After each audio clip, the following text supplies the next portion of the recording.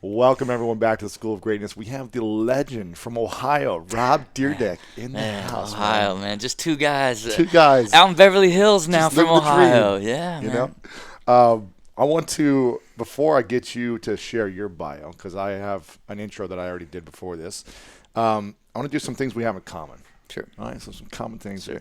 Rob and Lewis have in common. Sure. Both from Ohio.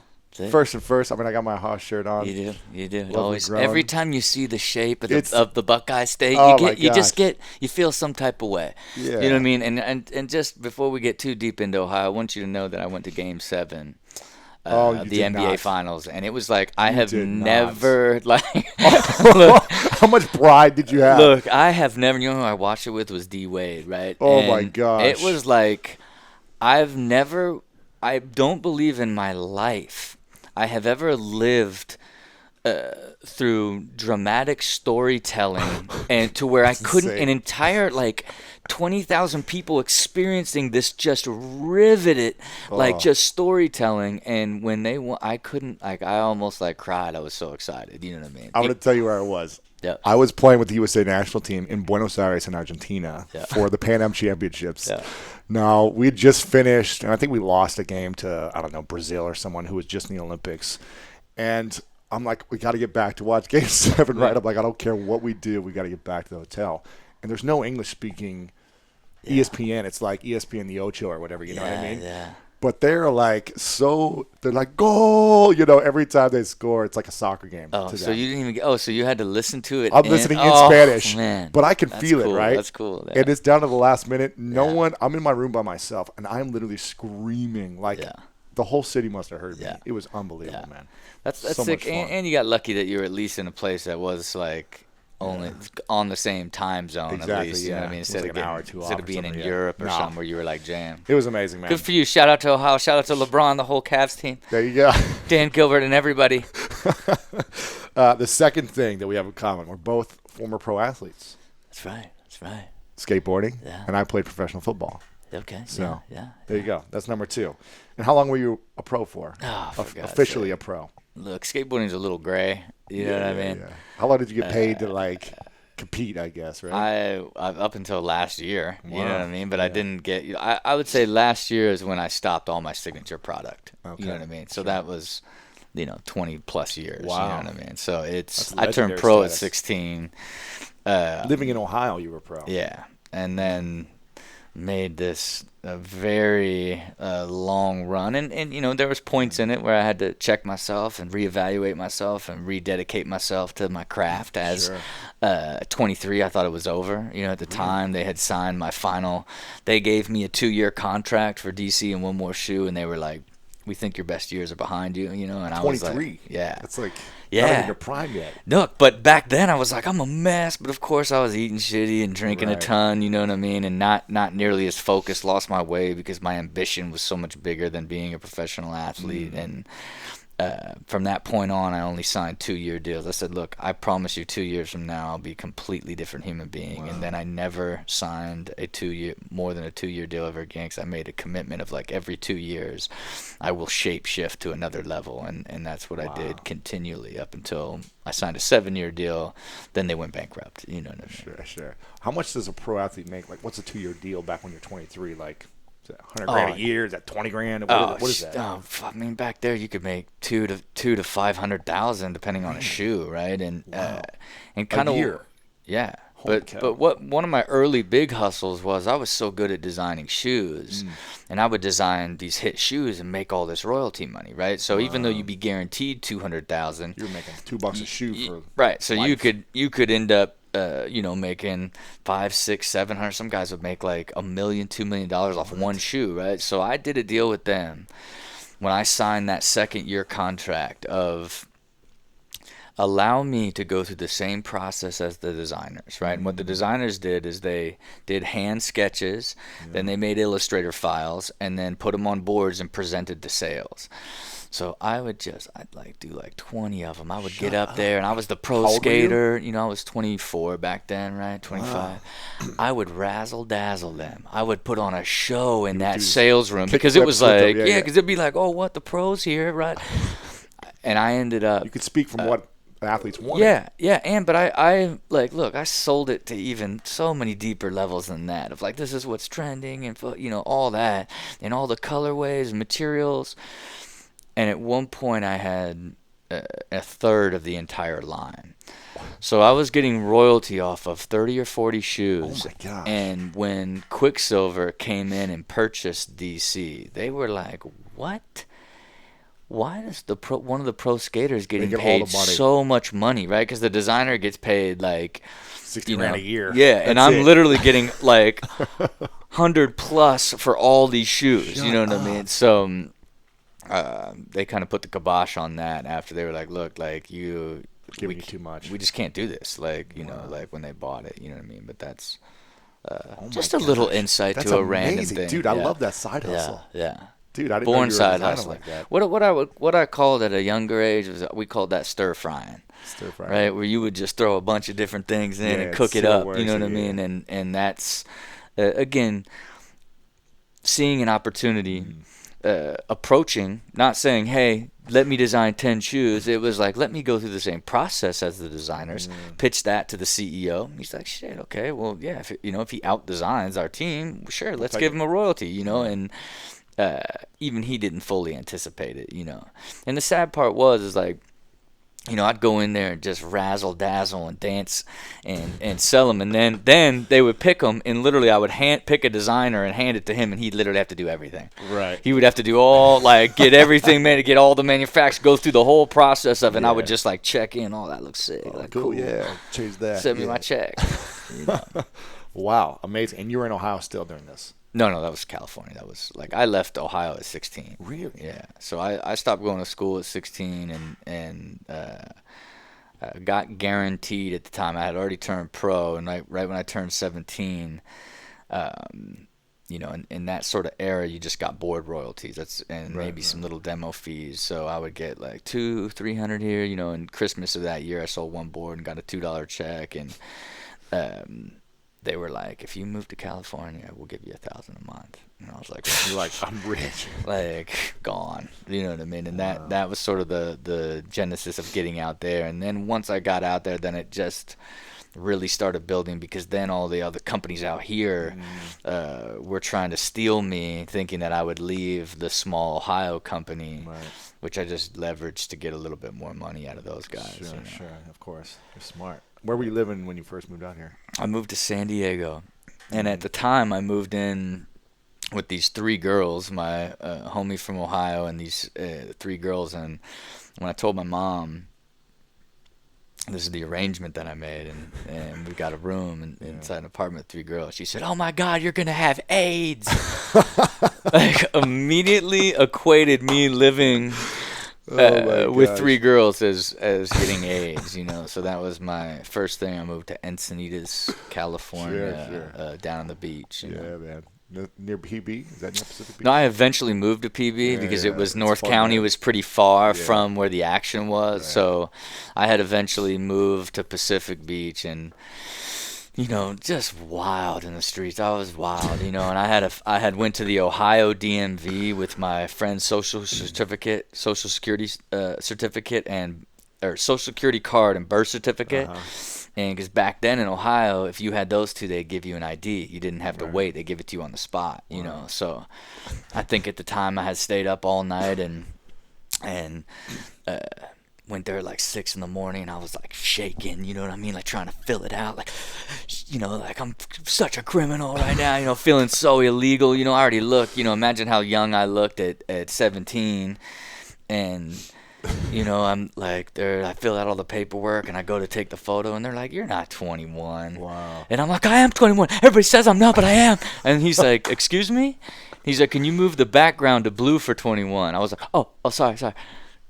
Oh my gosh. And then I have this like photo of like that ID, and I took that thing out of there, man, and I partied so hard in PB. I was 17. I was known as Little Bill because my ID was William Weiss, a friend of mine. So in Pacific Beach, California, I would go out 7 nights a week, and I was known as Little Bill at the PB Bar and Grill. You know what I mean? So and me wasn't exactly the right way to take off my career in my teenage years. I wasn't really focused. Sure. Had all the ambition, the drive, but didn't really quite. Was still very exploratory in the early ages. You know? That's hilarious, man. Another thing in common for us is we are both entrepreneurs who. What I heard you say in the video is you never started out to be an entrepreneur. Your dad was selling suits. My dad was selling insurance. Yeah. A couple of Ohio guys. But you didn't start out to be an entrepreneur, right? You just wanted to be an athlete. Is that what I... No. Well, no, I was raised by entrepreneur wolves, right? I wasn't, I knew no other way, right? It's like, despite wanting to be a professional athlete and getting so good really quick, but the first person I made a phone call to when I was 11 years old was a guy named Jimmy George at the local skate shop, right? And I said, if I get 10 people to enter your contest, he was having a contest, can I get in for free? Now, Jimmy George was an 18-year-old entrepreneur who started his own skate shop, and what has sort of happened is this sort of ecosystem of skateboarding entrepreneurialism exploded in Dayton, Ohio. Really? So he started, not only did he start the skate shop, then he started a boutique, then he started a distribution company. So then one of my close friends that was working at the shop then started a clothing line. Then when the Alien Workshop, the company I was pro for my entire career, those guys moved back and started the Alien Workshop in Dayton, Ohio. Wow. And all of this incredible. So to me, when I was young, it was just, this is what I'm gonna do. Everyone around me, all the people that I spend the most time with, are all starting their own companies. This is just what I'm gonna do. Wow. So that's what led to the moment I got to California. First thing I did was start a company, right? And that. To me, is that great outlier sort of aspect of you didn't know any other way. Right. Like, it wasn't even weird to you that you're already thinking about, like, you didn't look at it as business. Like, it was just, this is what you did. All your friends did, and everybody knew. They built companies and started companies, even though I didn't fully understand what that meant. Right? Like, it took me many years to understand the difference between a business and an idea. You know, and a lot of people with drive and will and the ability to execute bring ideas to life, but they're not good businesses. Right. And some of them are quite frankly terrible businesses, you know, and great ideas. And that's what I suffered with a lot in my early days of being a uneducated guy who didn't go to his last year of high school, who took a night class to get a diploma, and who apparently, even though I don't fully remember this story, my mom says, like, they tried to tell me that, no, you got to go to school, and I just convinced the counselors and all of the principals that I was like, I didn't need to. And that they finally just let me, like, he's not coming, so, like, I guess he doesn't have to. Like, they just let me go. But that's sort of the difference. I had a very unusual upbringing in that sense, you know. And even when I was like 14, I spent no time with kids in my school. Jimmy George would pick me up from school, and we would go. My mom would drop me off the shop during the weeks, and then on the weekends I would stay with him all weekend. Skate shop. So the kid that owned who had built the skate shop. So then I would travel all over with him and just be literally up in the mix of their business and how they did everything, and that was really like the major influence on me at a really early age of like calculating what my version of my business was going to be. You know. Wow. Yeah. Who was most influential in your life growing up? Yeah, I think that core group. There's Jimmy George, a guy named Chris Carter, and Mike Hill, who went on to start the Alien Workshop. It was this kind of core group of entrepreneurs and mentors that were older and that I skated for, right? Yeah. Almost, right? One had the skate shop, one built the company, you know, and then, you know, God bless my mom, who I found out when I was like doing all my biomechanical body research. Like, they were like crawling patterns, like find out when you walked for the first time. And my mom was like, Like, I thought for sure, like, she was going to give, no, your sister was having problem with her eyes, and they said not to let you, like, because she started walking after 6 months, so I didn't let you walk for a year, even when you tried to, right? And, like, I really believe that's, like, the foundation of, like, what allowed me to become an athlete, right? Wow. And she was the one who was like, he's small, we got to put him in karate, and, like,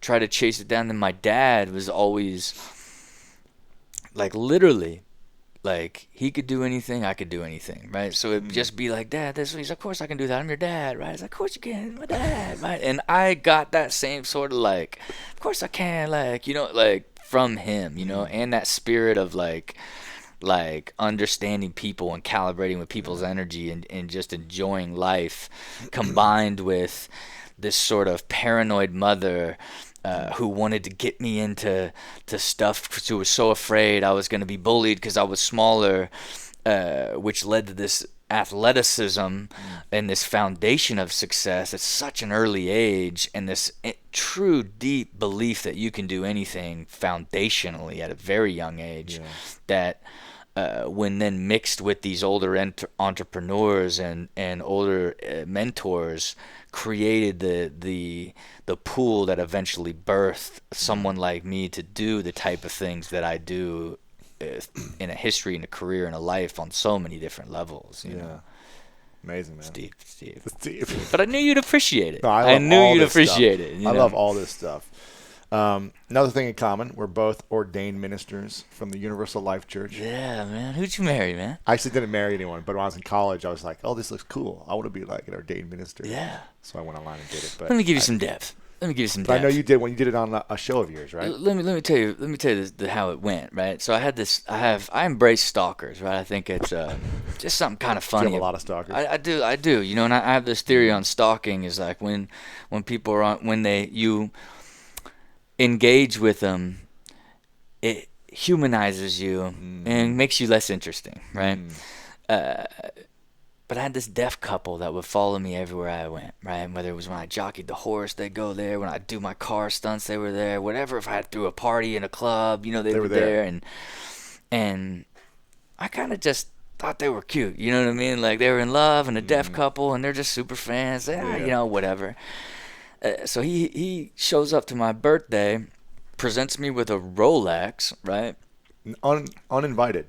Uninvited, yeah. He's it's there. like a public at one of the clubs, you know what I okay. mean? So he shows up, you know what I mean? He's like, you have heart. I said, motherfucker, I wouldn't take a Rolex from one of my best friends unless they were really rich. Yeah.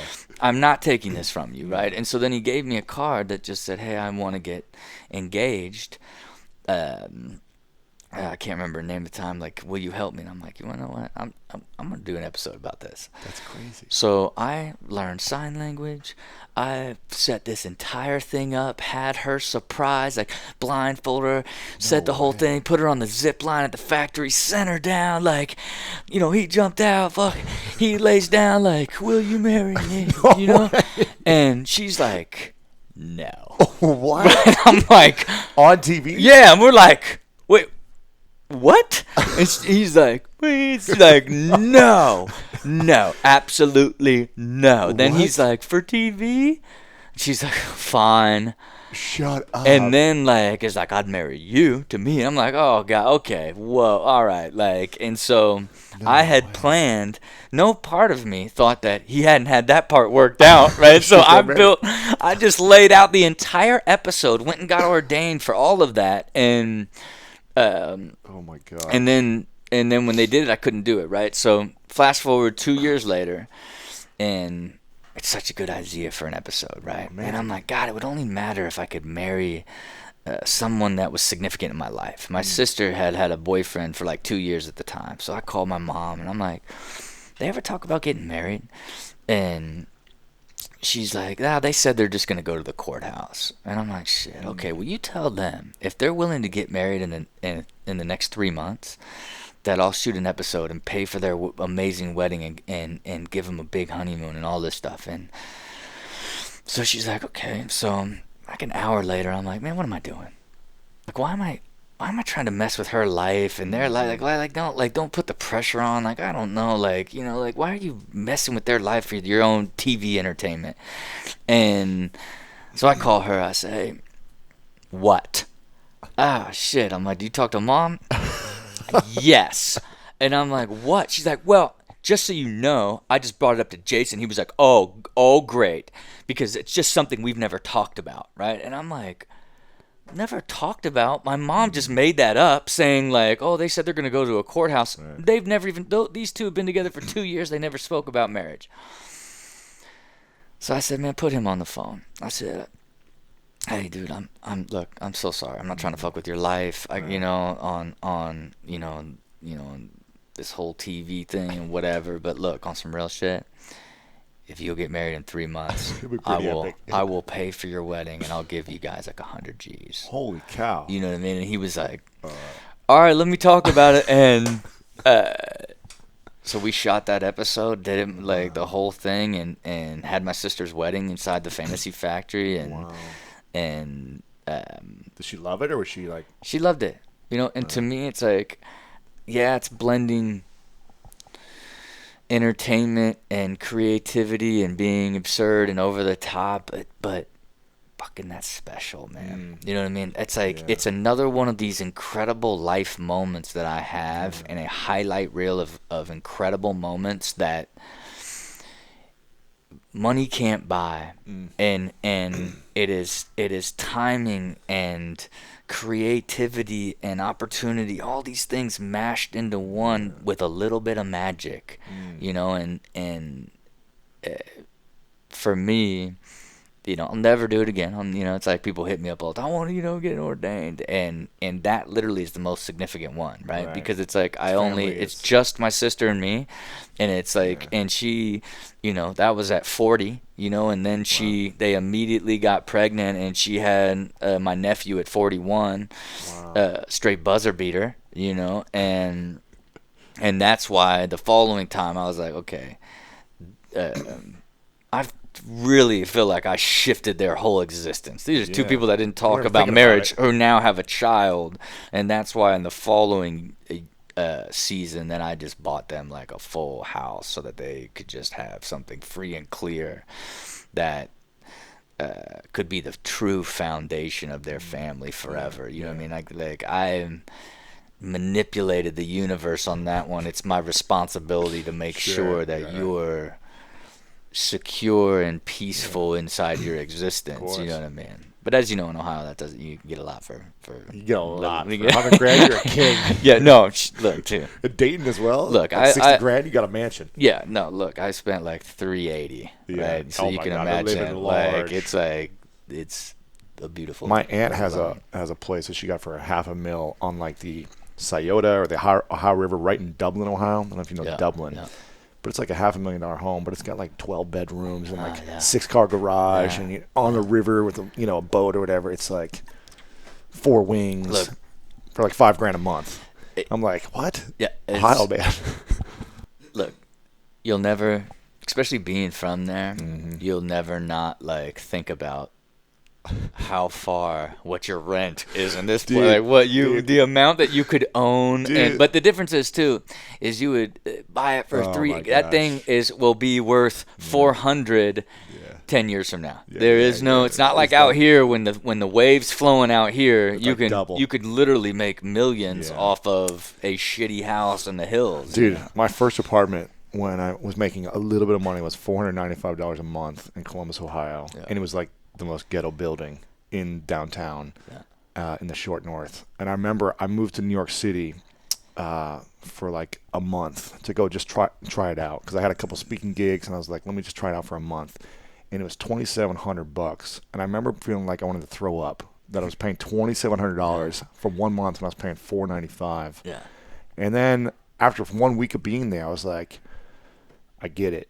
Like the inspiration, like the motivation, I was like, I get it. And then I paid $3,600 a month for the next month, and I was like, oh, I can't believe I'm writing this check, man. But then I was like, it's just like driving me to create more and be more inspired and do more. And it was so much fun. Plus, there's the price of your journey. You know what I mean? Yeah. You know what I mean? You could have moved probably out to like Brooklyn or wherever. And right. No, I was in Manhattan, like Soho. Like it was amazing. It was amazing. It was magical. And the fifth thing we have in common is we both love ridiculousness. Man, you've done an amazing job at this show. Like, I watch it for like I watch it for hours every night. I'm like, this is the funniest show on TV. Yeah. It's so funny. So congrats on Yeah, I creating a appreciate winning formula, Yeah. which isn't something new. Yeah. People have been doing funniest home videos for years, right? Yeah. Well, look, even when I conceptualized it, it was like I read an article with Vinny DeBona in the Hollywood Reporter about the $500 million syndication business of America's Funniest Home Videos. Shut up. So you're like, oh, this makes sense. But then what I did when I pitched it in the beginning is I took an episode of America's Funniest Home Videos and just stripped out all the fat, and showed that, hey, there's actually only about 5 minutes that's good in here. That's it. And then I would go in and pitched it to all the networks with an Xbox controller and pointing it out and talking through basically just almost how I do the show at this time. And even at the time, I sold it during Robin Big, right? Because I knew that I wasn't going to do that any longer, right? And so 3 seasons, 4 seasons, probably 3, right? So which was brilliant, by the way. In the 3rd season, I sold it direct to series, right? And at the time, it was called Money Shot, and because we were going to give away money like America's Funniest Home Videos, and then they were like, "We want another reality show." And then offered me all this money, right? And they were like, season 4 of Robin Big or your own show, right? Fantasy and Factory, right? to go with Money Shot at the time, right? So, but I got paid probably a quarter on the Money Shot show, right? So I decided at the time, let's just do Fantasy Factory first, you know what I mean? And because it's so much more money, even though that was a dogfight. And then by the time a lot of production value, right? A lot of production for Fantasy Factory. Yeah, well, no, it's just it wasn't that as balls to wall in that, you know what I mean? I knew I had to make something so much bigger than Robin Big, right. And that's why I knew, I spent like 750 G's on that building, and midway through shooting it, they were like, this show sucks. They didn't like that. The executives were like, this thing sucks. I was getting attacked by a shark in the Bahamas. I saw that one. And the night before I was getting attacked, basically the top of the food chain in MTV was like, this show is not going on the air. We shot all these episodes. They're cut it down to 6 episodes. No way. And I was in my hotel room going through probably 200 cuts trying to figure out what's missing here, because what had actually happened is we tried to the team that I created the show with only knows how to make a buddy comedy. So they tried to basically take this big building and take me and my cousin to be Robin Big, but we're not Robin Big, right? And one of the first cuts, when it had my lawyer and my manager and all the different characters, I'm like, no, this is an office dynamic. But the night before I got attacked by a shark, I sent out an email of basically we over-edited it. We went down to Robin Big. This is really like The Office, but set in this extreme world, right? And it reeled everybody back in, and then we were able to recut everything to now have that office dynamic that then allowed it to go and explode, right? But that's the depth before I got up in the morning and had to be like, what am I doing? Do I really want to lose function of this arm, right? Because the whole thing, they're like, you can do this, but if you let go of it, of your arm, when it's on you, it will shatter your arm, right? Oh my gosh. Because it's going to thrash so crazy. And and the worst part about it too is as you go to dive, where you got to get attacked, oh my gosh, dude, no. You have to jump through 50 sharks all up on the surface because they know someone's there, gonna feed them. So you got to jump through them and go down, and then if you can imagine, you're this, while you are got a piece of tuna on your arm, backed up against it, and it's and when that thing locked on. I just remember good Lord, I can't believe I'm real. There's a shark on me. This is real, and I remember when it was over, I was swimming back up, and I just told myself, just stop and look at this world. You will never be here again. Just stop and never forget this moment, and look down at a sunken ship and just sharks everywhere. And what was literally the dumbest idea I'd ever thought of in my life 10 in the morning was now like, I gotta talk about a shark. You know what I mean? It's like Wow. now it's like nobody's taking that away from me. Like this is like it's like it was like it winning was a the gold medal. beginning of like where I started chasing these crazy stunts. Really? After going through that and what that gave me, now it created this sort of desire to build a highlight reel, that leads to flipping cars for Super Yeah. Bowl commercials and jockeying horses and getting attacked by tigers and all the different things. It led to this Kissing bears. insanity. Yeah, Usually kissing kiss a bear. bears. Yeah, like all of like this really incredible life moments that, again, no one can ever take away from me. Yeah. You know what I mean? Yeah. It's funny. I had Travis Pastrana in here a couple weeks ago, and he talked about you and talked about some of the adventures you guys had, and how you were always like the cool young guy, just always can make people laugh and all these things. Yeah. He's done some crazy stuff, right? There's three people like him, right? There's Laird, Danny Way, and him. Yeah. I believe they have a genetic malfunction. Like, I'm a real dude. I'm scared, and none of this makes sense. I'm only doing this for story and like part of a business hustle. Yeah. He literally just loves to do it. You know what I mean? insane. And he doesn't have the fear gene. Like all of us have. Those three guys specifically, they have this thing that says first, oh, this is too dangerous. They only think about making it. Yeah. They only think about making it. And when they get hurt doing it, it's like, shit. Like, didn't expect that. Oh, 6 like, they surgeries now. literally are like, Travis specifically, like, he's like, what? Dang it. I don't want to get hurt. I'm hurt again. Another surgery. And Laird, him, Danny Way is the same way and you can't trust them, The same way when I told Laird, can I get, I'd never surfed before. Can I get towed into a big wave? He's like, easy.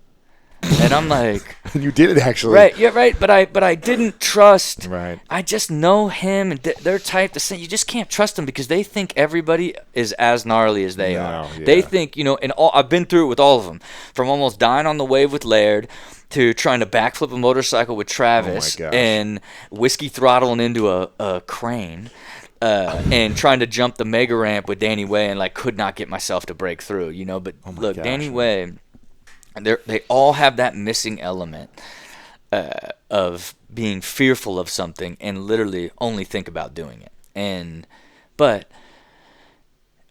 Danny Way will have surgery on his knee and only get local anesthetic so he can watch it and talk through. Like, I kind of see that. Yeah, let's kind of pull like that's how like gnarly he is. You know what I mean? Like that's just like despite doing so many insane stunts, like I still look at myself. They were all done with sort of a reason of content or for a major, flipping that car for Chevy they were the title of my league.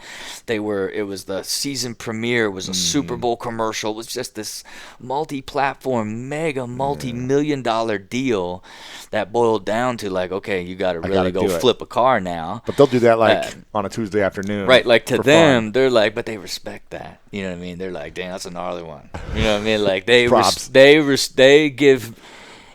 give me respect like I'm in their zone. You're in the even club. though like I know like I'm just trying to make TV or content. You know what I mean? Like I'm retiring. You guys will do this forever. Right. You know what I mean? Even like I'll go work out with Laird. Have you done a Laird pull workout? I did a breathing workout with him, and we did like other type of exercises. But I want to do the pool workout with him. It's man. insane. I hear. It's just Have you done a few or just one? I've done a couple, and It's gnarly, right? what I love about him is like, especially like getting in and out of the ice tubs in the middle of the workout, He's a which is just the machine. worst, right? But he's always like, he literally like has so much confidence in me. He's like, hey, not a thing for you, not a thing for you. You know you got the mind for go. this. And it's like, just so that Laird isn't like, that I live up to Laird's expectation, I am like dying inside that ice thing, but acting like I'm just like, yeah, so anyway, Laird, like, what do No we big fucking thing, get? no Like, big thing.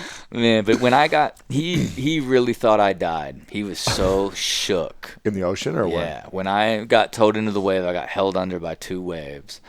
I had 2 life jackets on, and I literally, Still under with 2 life jackets. yeah, and I finally was fighting and fighting and fighting and fighting, and I finally had to give up, like, just give up. Like, I'm gonna die. Like, No way. I was giving up, and the moment I gave up, like I popped out and he just come flying in. He's like, we're done. Like he really thought I died. He was shook. He was like really, really shook. Like, You oh my couldn't God. breathe or what? No, because I was like, I was spun so crazy. You didn't know which because way it I was got down. caught in two of them, right? And I could never get out, and it's an interesting way to experience fear, right? Because you're floating on your back in the ocean, right? And I'm like, man, just get me the fuck up because I don't want to get bit by a shark, right? All I can think of is like sharks coming underneath because I just wanted to get up. And then on most really dangerous shit, you face it. You don't, you go towards it versus like this one, you're just kind of cruising and it comes from behind. Oh. So now you're just like, you get towed in an angle where you're not gotcha, looking at it, right? So when you get towed in, the wave is completely, so you're like, oh, and then like a house falls on you, right? And then now it's a fight for life, right? It's so nuts, so still the only time I've ever surfed. The first and only time I've ever surfed. I saw a clip of you, a highlight clip of you getting on it, though. Yeah. Is that right? So you actually hit a wave? Yeah, it was great. Oh. Yeah. Is this after you almost died or before? Before. Okay. Before. It was like, let's get one more. It was like that type of. One more was done. Yeah, okay. that type of thing. So if you were to describe yourself or a bio that you would give yourself, who would you say that Rob Dyrdek is? Well, I have it very refined. You know what I mean? In the sense that it's a core trait. You know what I mean? Yeah. Where I consider myself a do or dyer. You know what I mean? Like someone that has the fortitude, the work ethic, and the grit to turn all their passions into reality. By seeing it, believing it, planning it, and doing it. And to me, in a self-discovery of like really what makes you tick. And then I look at it as an even deeper level of. I'm passionately compelled, right? I don't have contrived ambition. Like, I'm not being driven by trying to prove something wrong or trying to do anything. I genuinely am passionately compelled to do all the things that I do, right? Yeah. I am obsessively curious, right? Yeah, that's why I relentlessly learn, you know what I mean? And completely evolve and continue to shift into different levels of reality based off of the knowledge that you have and the ability to set goals and build plans only based off of what you believe in. Your belief is only based off your knowledge, right? It's just an experience, right? Relentlessly consistent. You know what I mean? You get me the same way.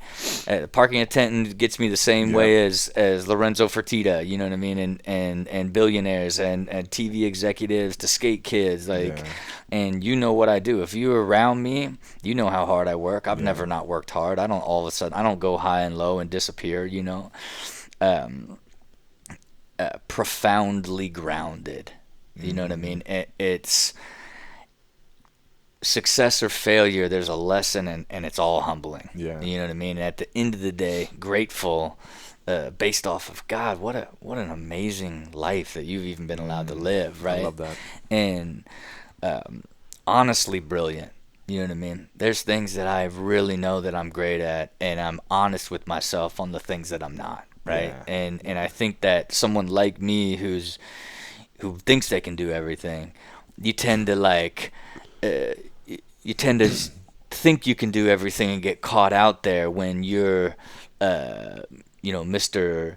Know-it-all about everything that you don't fully understand because you decide what it is based off of your experience, right? Yeah. And I think that's sort of a part of me that has evolved, like energetically driven, you know what I mean? Like where you're inspired by energy. Like your energy is going to control all those around you, and that ultimately we're all energy, and how it all feels and feeds in and out is going to determine how everything around you ultimately works. You know what I mean? And the source of all the outcomes around you. 100%, right? 100% responsible source. And even mastering how to master that energy is the fundamental core principle of happiness. Yes. You know what I mean? It's like you literally either wake up and you see the world half full, and that means it doesn't matter what's going on, you're handling it, you're looking towards the future, you're progressing, all this stuff. You see it half empty, you could pick apart fucking every aspect of your life, right? Yeah. So to me, in this evolution, it's becoming how do you get up every day and make sure you're looking at it half full. Yeah. And the simple fundamental controlling your energy, right? Because at the Yeah. end of the day, that's all that you have. You can sleep for it. 2 hours, and if you're living in that energy, you could go 100 miles an hour. It doesn't Yeah, matter. yeah. You know, you could sleep for 7 hours and be healthier than, because your diet's on point, every last aspect, and you could just feel dead. The weight of the world could be on you when you're half empty. You know what I mean? A lot of that stems from gratitude, what you talked about, being grounded in gratitude, right? Yeah. And to a degree, right? It's like every tool, even being gratitude does you no good when you're half empty. You can be like, oh, I feel like you could start picking everything apart, and you can tell yourself the same way that like you can put out a vision for whatever you want. But if you don't believe in the steps or understand what the steps are, you don't believe that vision. Right. You know what I mean? It's like so many people are over positive without having realistic positivity. Now, it doesn't mean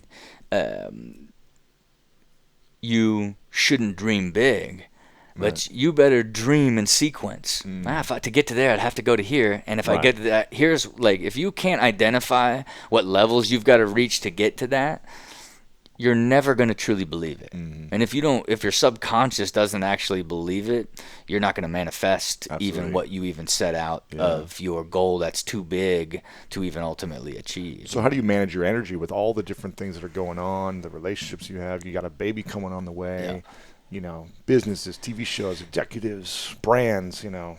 How do you manage your energy so that you're always half full? I live a completely systematic life.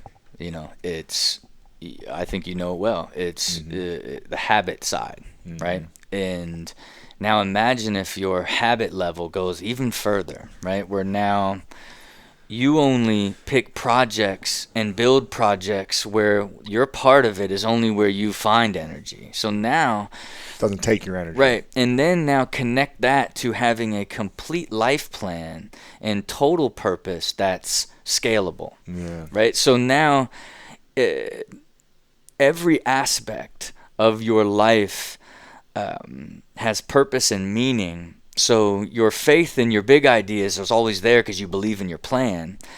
And you're not getting outside your comfort zone because you've built your entire system around making sure you stay there.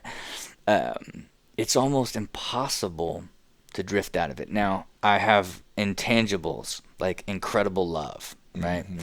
I have the love of my life and the person that I was absolutely meant to live on this earth with forever, right? And create a family and build forever. And that's something that's we all hope and dream for, but actually achieving it is the greatest of great unknowns, and actually getting. And when you are already built around creating a systematic life plan on top of optimizing that and building it to evolve as you grow, but now when you're building that forever plan with someone that you are fully aligned with in that purpose together, and now your entire universe is built around the both of you, it's something to be grateful for at an extremely fundamental level.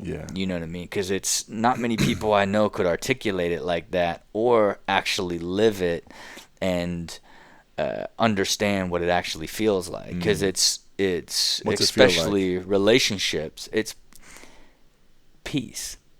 You know what I mean? And it's you get up each day. It don't matter how chaotic things are. You look at it half full. You just deal with it as it goes, and you've built your world in a way that the stakes aren't so high in anything that you're doing. And at the end of the day, your family and your core relationship that's at the center of it all is the most important. Right? So your balance naturally occurs because you're not, a lot of really driven people have to fight to find balance.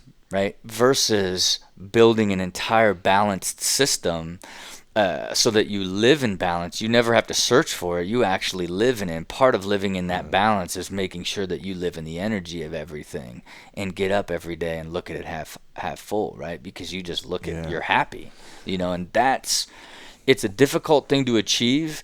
It took me 3 years, I would say meeting Tony Robbins was a huge part of it. When did you right? meet him? 2 years ago, right? I had Yeah. basically 3 years ago, I had just finally had enough of what I was doing.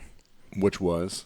Everything, right? And if you A little bit of everything. if you choose, because when you literally can do anything and you choose to do it all, you end up standing for nothing. Yeah. Right? And none, I was always doing all these things thinking one of them was going to be the answer, and I finally stopped and said, "No, let's decide what it's all for and what you actually want to do forever, and begin to build that and transition into the rest of your life and a plan that is scalable to who you are." So it's puts you in what you love to do the most, and that gives you that same sort of creative freedom to have a ton of variety, so you can still do a ton of different things but not be burdened by any of them, right? Is sort of ultimately what it is. And then what can you master? What do you want to be a master of? Right? You have to decide what your mastery is so that you can spend the rest of your life getting better and better and better and better, right? And that was sort of my self-discovery, along with the idea of what does money mean to you, and you do all these companies and do all this stuff and TV and all this stuff. What are you? What is it all for? What is it all for, right? And What is it all for now? to me, I love to create, right? Now, I love the lifestyle that money provides you, right? Because it gives you this immense amount of freedom and security, right? And the problem is if you don't build it in a way that it's built to be secure, where you're risking all the time and doing all this stuff, and you don't have a plan for all of it holistically, sometimes you swing into this very burdensome where you over leverage yourself or got too risky. It creates but because you're chasing a bigger thing. Well, what's the bigger thing? And that's really what Money Master the Game did to me. It was Powerful book, man. Just made me stop and build a plan for money for the rest of my life, right? And ultimately that is to create a lifestyle that my money provides, right? And as that scales, my lifestyle scales, right? As opposed to getting a place of thinking that I'm going to get rich, and a system that I've created. It doesn't matter if I make 100 million or 500 million or 5 billion, the system will never change. It's scalable with where I go, right? Sure. And for me, it's why I built a systematic entire venture system, right, that I call the Dyrdek machine, which is basically my philosophy on how I will build businesses. So that's my passion, right? Building from scratch and investing in businesses? Both. Yeah. Both. Yeah. Builds, invest. I invest to learn. I build because it's my passion, right? And I build with do or diers like me, right? And long term, I want to master curating talent and ideas, and do or diers building their ideas and then selling them, right? I don't like running companies, right? I don't like operating businesses, right? Like, I love being in the creative side of it, and it's only fun when it's in that hyper growth, right? It's so exciting, and the ultimate payoff is that exit. And I want to build it with people that want to take and run their ideas forever. We're going to build these businesses to last forever, but I only want to be there in a 3 to 5 run of helping you build, codify, and go. And just do that over and over for the rest of my life, right? And just get better and better at it, right? And so for me, it's, I'm right now I've been investing in a ton of alcohol brands, right? Because I created this sort of disruptive tactical revenue model that approaches disrupting alcohol distribution by building a distribution by neighborhood strategy connected to marketing and storytelling, to owning on and off premise in neighborhoods instead of cities, right? And what it allows you to do is go underneath this sort of super strict distribution world, and use your brand's identity and what it stands for in a community to scale revenue that ultimately, if you break through at any level in the alcohol space, they buy them at 10 times revenue. Really? So it's not about creating a profitable business. You literally get to 10 million, you sell for 100. It's that clean, right? So it's like, I invested in three to test three different tactical models: a college distribution one for a boxed wine, a white flavored whiskey with an elite team of guys that have built and sold businesses at a really premium valuation, early startup, 22 million posts, and then a more media based group that are creating a ton of content. But I've all shared them. This is a tactical model on how to disrupt alcohol distribution with this neighborhood revenue matrix, right? And let's see what happens, right? So now I get to test and learn. Once I refine and see that it works, I'm gonna start building, right? I'm gonna start building, because that's what I actually love to do. Is like come up with the idea, come up with the name, the website's available, what? Like, think about that, and add to it. Like, that's my passion. So if I get to do that in my venture side, right? And that's what I love to do.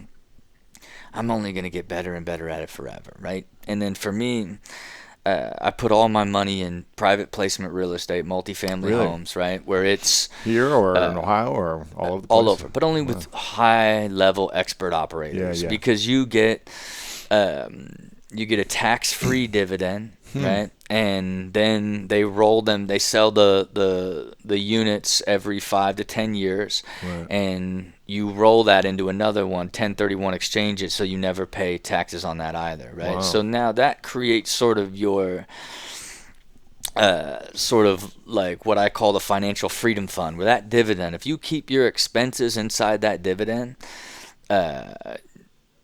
your lifestyle is never at risk, right? So as you continue to play in your venture world and other things, you have live in your venture world, every time one pops, then you load it back into your freedom fund. And the beauty of that system is it snowballs over time, of course. And that's the cleanliness of how I look at it. You want to live within the means of your freedom fund, have fun and your passion and your mastery inside your business, and then my personal home. I'm going real extra big on the personal home, of because course. Conceptually, I want to have the center of gravity for my family. I want to have 5 kids, and I want the home that they grow up in to be where they come back to for the rest of their lives. I want to tether them. It's that Ohio feeling, man. You go back home. And I just want that as part of the great stability of just knowing this is where you truly come from, and that's never going to change, you know what I mean? And that holistically now is connected. Everything, the entire plan of every decision I make connects back to that entire system. You know what I mean? And even doing I wrote and am doing a business show for NBC, right? And it's everybody's like, "What's your next TV thing?" All the networks, everybody's all on me, and I did not want to do anything until I figured out my entire system. So it now, makes sense, right? Yeah. And it adds to my mastery, right? Yes. So the show is built around a fund that is curating ideas and investing in one and having a competition for 3 businesses where one wins the capital, right? So it helps your business, your system. It all feeds into it, And the beauty of it is I can look at so much deal flow as sort of my own venture business, but I've been open to this entirely new world because I'm looking at so much business now because I'm casting for a television show, right? So amazing. It all again ties back to this entire holistic picture, that at the center is just being happy. You know what I'm saying? You know what I'm saying? That's it. You know what I mean? That's it. Be happy. You know what I mean? It's just being happy. And then how do you be happy? Just live in the energy. What do you get energy from? I actually get energy from all that shit. I get energy from the stable side of it. I get energy from building this amazing house and having this amazing family. I get energy from the entrepreneurs I work with and my venture business, right? It's it's all of it. It literally now is is where this entire swelling universe of at the center is just literally just a happy dude. You know what I mean? And that's very difficult to discover within yourself, especially when the train's going 1,000 miles an hour and you're doing a million things. I just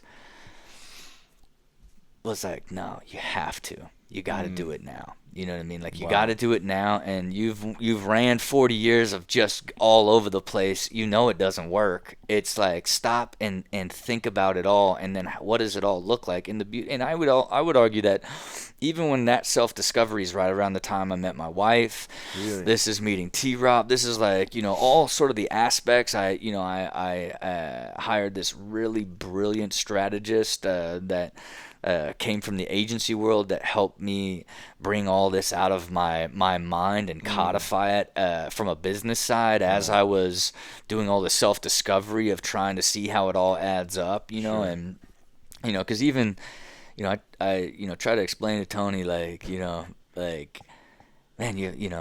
like, you have no idea how much meeting you changed like my life, but I've never gone to any of the big stuff. I've never it's just me and him, and like he just doesn't, like, I just feel like he doesn't understand the actual impact and what I actually did with how much it shifted me into this mentality. Because even the guy who led me to the private placement strategy is AJ Gupta, who wrote the book with him, right?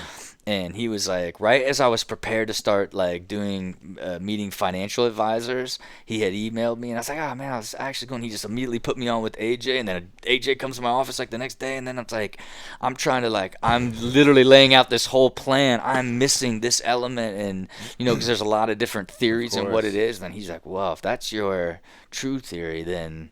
And that this is the balance of your portfolio, of this is your risk and venture, then it needs to be real estate, and this is how it needs to look. Like, he really like put all that. He was the final piece to put in. Even when I try to explain that to Tony too, he's still like, because he's like serve over everything. You know what I mean? Like, it's hard to like, even he sent me an early copy of I Am Your Guru, and I'm like, man, I'm like,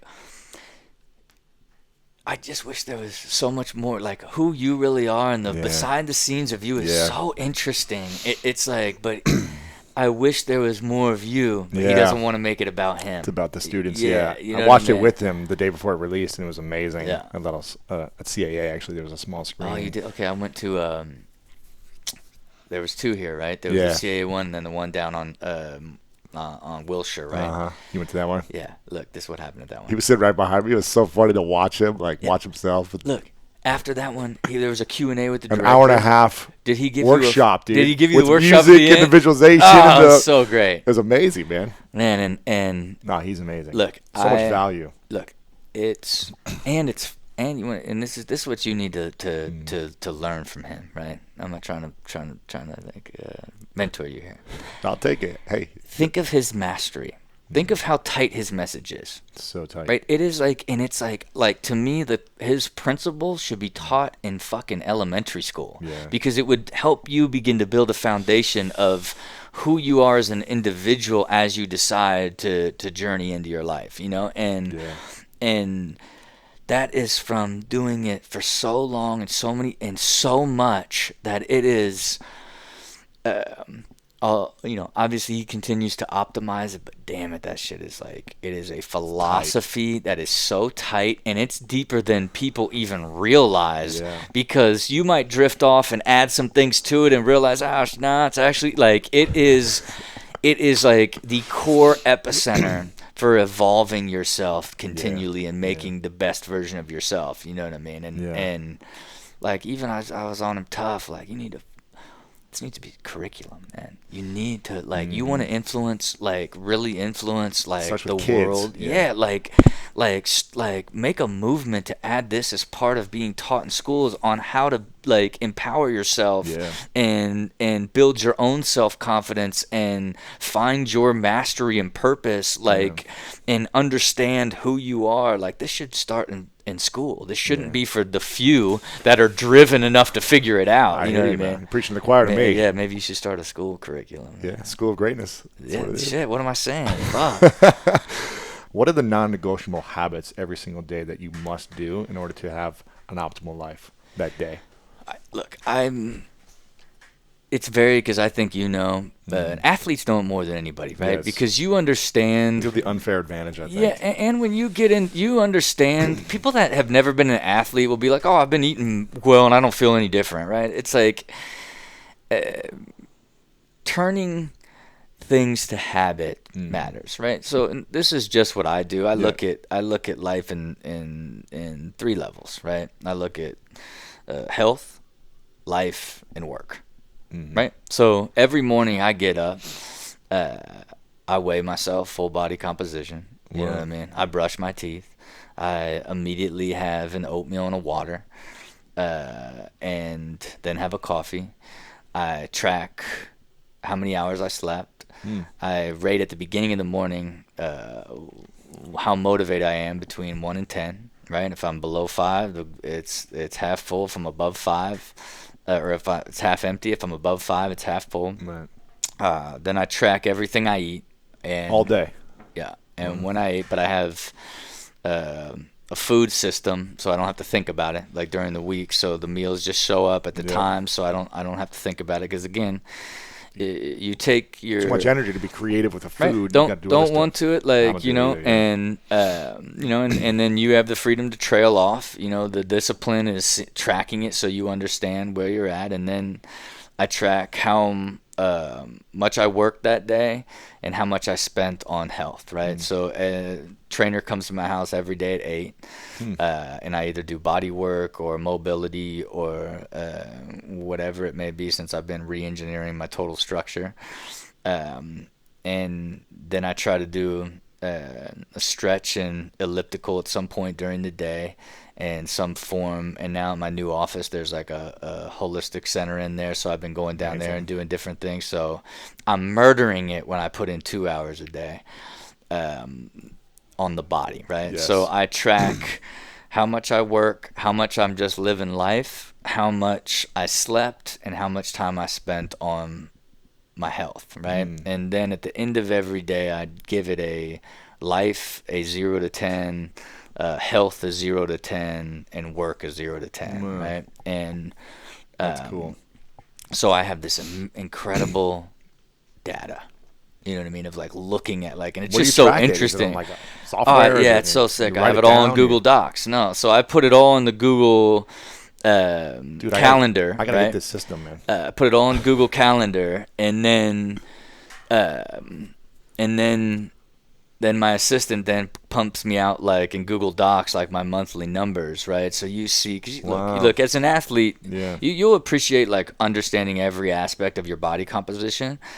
But as an athlete, when you're losing it, right, and you're fading, and you stop tracking for a couple days, and now you watch, it's that you might stop weighing yourself for a little bit, and you're afraid to get on it. Now it's 2 weeks goes by, and you get on, and bam, there's 7 extra. You know what I mean? It's that. Yeah. The purpose of the system. Now, it's not foolproof. Life still hits you. You know what I mean? I'm over here preaching. Traveling, you're this, you're that. You know it because you understand it, right? You know what is absolutely perfect for you. It's so hard to maintain it, very hard. right? So it's the system for me is just what by gamifying it. Yes. I get excited about the numbers and I kept it at 1,500 calories and I was at 26 and I get into the gamification of it. I love looking at the data. Yeah. That's what motivates me to stay inside the structure because I ultimately know it's the best version of what I'm gonna do. And I believe even when you're that healthy, there's about 3 layers deeper that you're able to accomplish because your mind is thinking about everything all the time, and then you're solving problems in between other tasks because you're so much more clear, right? And I think that's especially really being super healthy and clean diet and whatever that is for you. It's just not filling yourself with a ton of garbage, you know what I Sugar, mean? yeah. And there's layers that you begin to unlock that you don't realize, because you might just equate it to like, oh, I feel great, or like, and then you could get hit by something in life, and all that healthy diet and everything could literally make crush you, because like what just happened in life was such a burden that doesn't matter how healthy you are, you're not going to live through that. You know what I mean? You're not going to find energy through that sort of burden. But being an athlete and understanding your body at its good, bad, and really bad, right? Yeah. And really great, like you know how hard really great is to sustain. So hard. It's the how do you just be good. I'm not trying to be really great, because it's just unsustainable. You know what I mean? It's good is just part of, Consistently. again, yeah, it's just part of living in that. And that's sort of like the structure to how I have it. And then I just there's a company out here called MyFitFoods. I don't know if I you're... love MyFitFoods. Right So, down on the street for me. right, so I have, So my good, team man. just manage MyFitFoods. Cauliflower So, mash they have. yeah, Oh. and it's just, you get to manage your calories clean, and like so good. it's fulfilling. And I, even recently shifted from the every 2 hours to the Tim Ferriss every 4 hours, Yeah. right? And Yeah. especially if you're not doing a ton of physical activity, because I'm only doing rehab and trying to like re-engineer my structure. Yeah. That you can stay lean that way, and Right. and still have the energy without Right. overdoing it. Then of course I did all the blood tests and Everything. and like and what I found, you might find this interesting. You ever do blood tests to kind of see what you're allergic Yes. to or any of that? Yes. What I found really interesting is all these allergies and all these different things. When I just went to this clean diet and sustained it for a year, I went and got all my tests back. Like, I didn't do anything specifically, like where they'll be like, take this vitamin for 16 hours a day. All I did was just eat clean and then retest. And my gluten tolerance was like almost nothing. Like before it was like, he's so allergic to gluten. It's like all these different things. And it really leveled everything out by just... Eating what we're supposed to eat. Yeah, and trying to be on like 80-20, where you just, when you lose it a little bit. But look, life gets you. You know what I mean? No matter, even with this great purpose and bragging about how this little guy in the center all happy, I still get drilled. Of you know what I course, mean? yeah. A hand, there's, it's in it when you live in the excitement. It's still hard to manage expectations. It is, right? man. Expectations is that great burden of our life, because it's this hopefulness, like a new opportunity, big thing, like whatever it may be. Right.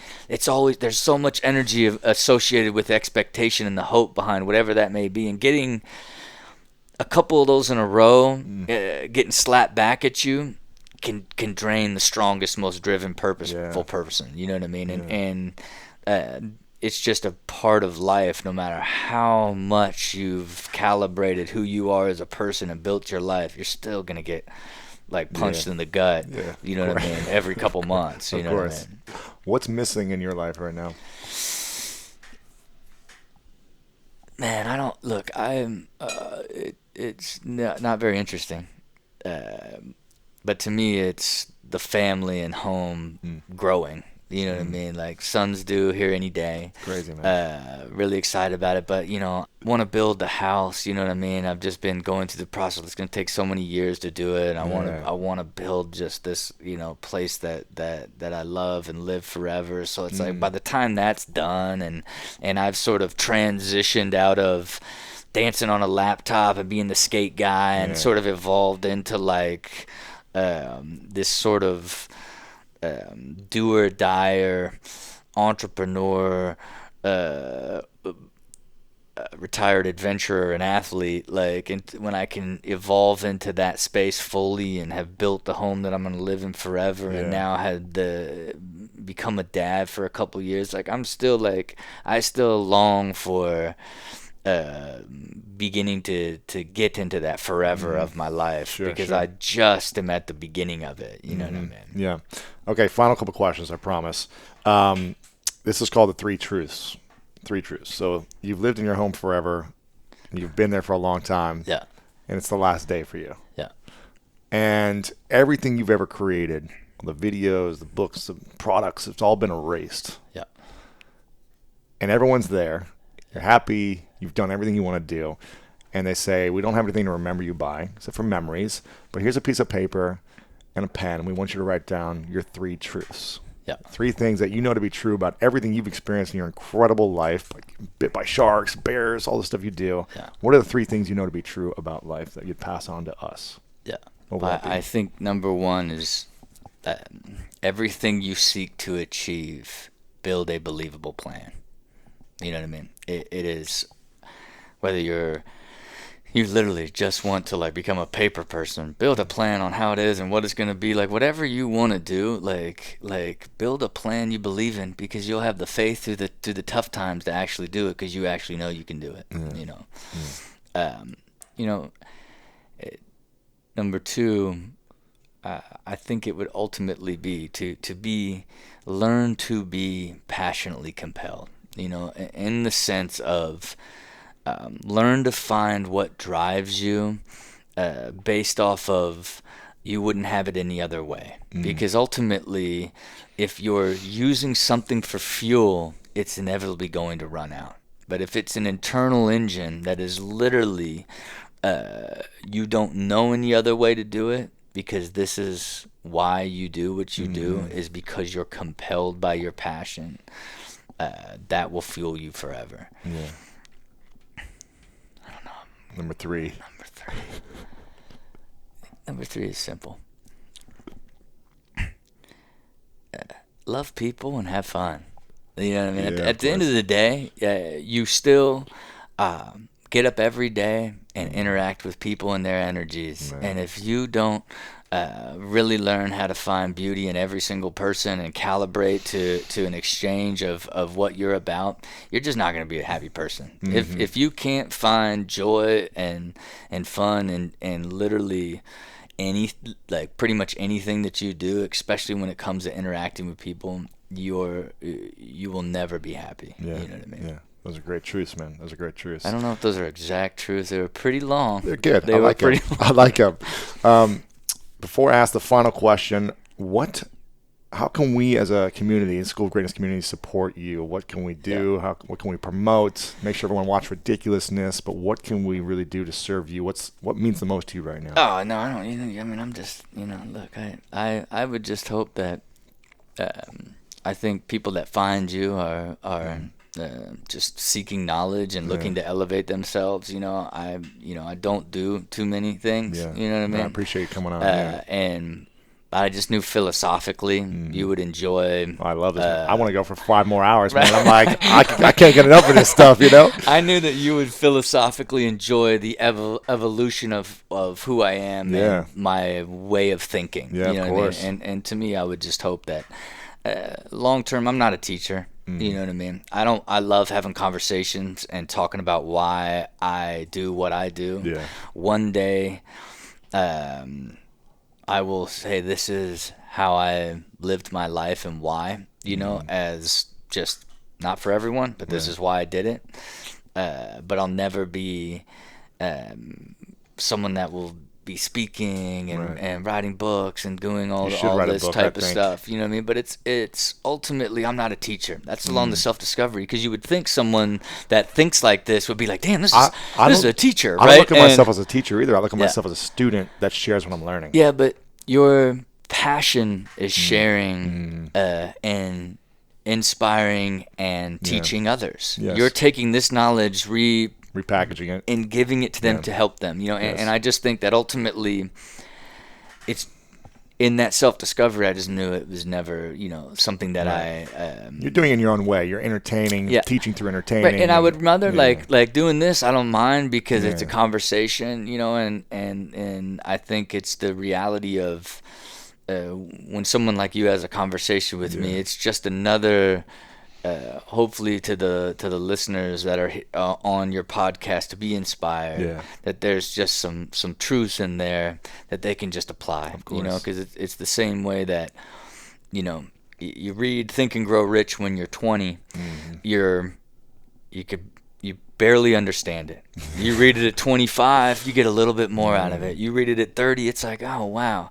You read that shit at 40, and you're like, God damn it, like this is the most powerful lessons ever. Like you can literally control reality if you master this book, right? And we're both in the documentary, by the way.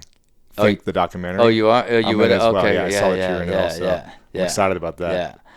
And look, because it's truth, man. It is, and man. it's the sketchy ones of the sexual mutation and sort of what happens when you can control like reality. Like it's the stuff that's hard for a young man to fully understand. You really get it at 40. You know what I mean? And it's just the idea of every single thing. You know, to this day, you know what I listen to today working out is The Richest Man in Babylon. You know what I mean? Book. It's like Great book. I listened to your audio book and watched a bunch of your stuff, just getting an understanding of and wanting to ultimately hear your philosophy, which has a ton of Think and Grow Rich and a ton of that sort of. To me, it's the athletic minds, like applying that sort of the same thing from the athlete's mind. You know what I mean? Which is I can relate to because I know what the effects are. You know, not unless you're really in it. It's hard to understand what discipline can do to you physically and how you can grow, you know. Yeah. That was a really long way of saying I don't have anything to promote. Okay. Well, robdyrdek.com is your site. It's a beautiful site. And you were sharing your 10 principles, but you got to like 5 or 6. Yeah. So I want to make sure everyone goes and reads your 10 principles, because when I read them, I was like, this is really profound to have your own kind of mission statement, you know, declaration of what you stand for. And I think everyone should follow that process for themselves. So go check out robdyrdek.com and see those principles. It's at the bottom. That's it. Also, you have a foundation, right?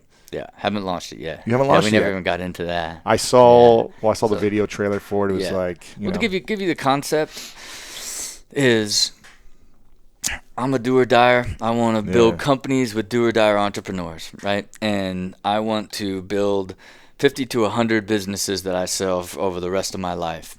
And from a philanthropy side, I don't want to help entrepreneurs. I want to help people live these insane moments like I got to live, you know, and rather than build a foundation around any like entrepreneurialism or a cause or something significant, I want to build it around achieving life moments. So if you can prove to me you've planned out every single aspect, you know, you figured out a way to put a rocket on a motorcycle and you've got an idea to jump it, you know, 500 feet and parachute out, and it's going to cost you $2,000 for the bike and $6,000 for the ramp, and you need this much space, it's going to cost you $75,000. Be like, you laid it all, you planned it beginning to end to your achievement. I'm going to give you the money, right? Because I want to live vicariously through the do-or-dyer like me who's got a crazy thing that they want to do, but no one would ever provide a resource for that. And if I look back on my life when everything's been erased and all I've got to do is tell stories, it's going to be about those 100 individuals that I built and sold businesses with and how excited I was about their ideas, and the 1,000 or so dreams that I made come true for those people who are just like me, that cut from that spirit, that created some amazing idea that I helped bring alive, right? That's cool, and man. you have these two things, and what do they all connect back to? They're all just like me, just do or die, same mentality in that sort of realm, That's right? cool. And I can do that forever. Yeah. When are you going to launch that? Probably in like a year or so. Okay. You know what I mean? Well, I'm gonna write a check for $1,000 for one of the first people that you wanna support. So look, I appreciate that. Of course, man, because I believe in everything that Yeah. you've done, and I appreciate your energy and your impact you're making in the world. So I'll get you a check today. Yeah. Well, we'll wait on that. I'll get it to you right now. Okay.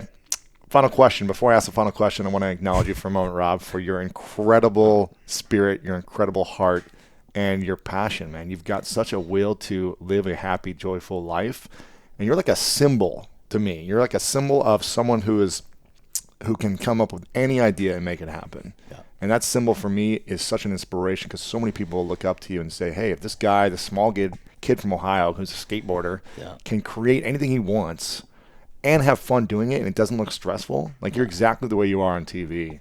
You're like just good old happy dude, you know? Just fucking good old happy dude. But you're a happy dude trying to be a dad. That's it, man. But you're like a symbol of a lot of inspiration for people because of the way you are being every single day and how you show up in the world. So I want to acknowledge you for your gifts, for your ability to be creative and also have systems for yourself, because a lot of creative people don't have that. They're all over the map. And acknowledge you for taking your life and your relationship to the next level and becoming a dad and having this vision. That's a beautiful, incredible thing, man. So I acknowledge you for all the gifts in the world that you bring. And my final question is, what's your definition of greatness? You know, to me, because I think, you know, we tend to look at greatness from a performance perspective, you know what I mean? And I think that's fair, right? And I think it's owed to Tony Robbins to be that. Greatness is when, like, someone's true personal mastery inspires the masses. You know what I mean? Like, when whatever it is, when your personal mastery is at such a level that it inspires a mass amount of people, you know. And when you tie that to the Jordans and different athletes, when the Tiger Woods and in great thinkers and different things, when what you became so masterful at personally became this great source of inspiration, you know what I mean? And that's what leads to greatness. Super difficult, man. Super difficult. Rob Dyrdek, thanks so much for coming on, man. Appreciate it. Appreciate it, man. Love the apartment, man. Thanks. Love the apartment. Hey guys, Lewis Howes here, and thanks so much for checking out this video and this interview. I hope you loved it. If you did, make sure to leave a comment below and share this with your friends. Also, I've got a huge announcement. The Summit of Greatness is coming very soon. If you love the School of Greatness podcast, if you love these interviews and you want more, you want to connect with some of these speakers in person, you want to connect with me and other people just like you who watch and listen to these interviews, then make sure to sign up for the Summit of Greatness. Go to summitofgreatness.com to learn more. You can check out more about the video that we created for the summit. There's a link in the description below as well. It's summitofgreatness.com. Check it out right now. I hope to see you there. And again, thanks so much for watching this video.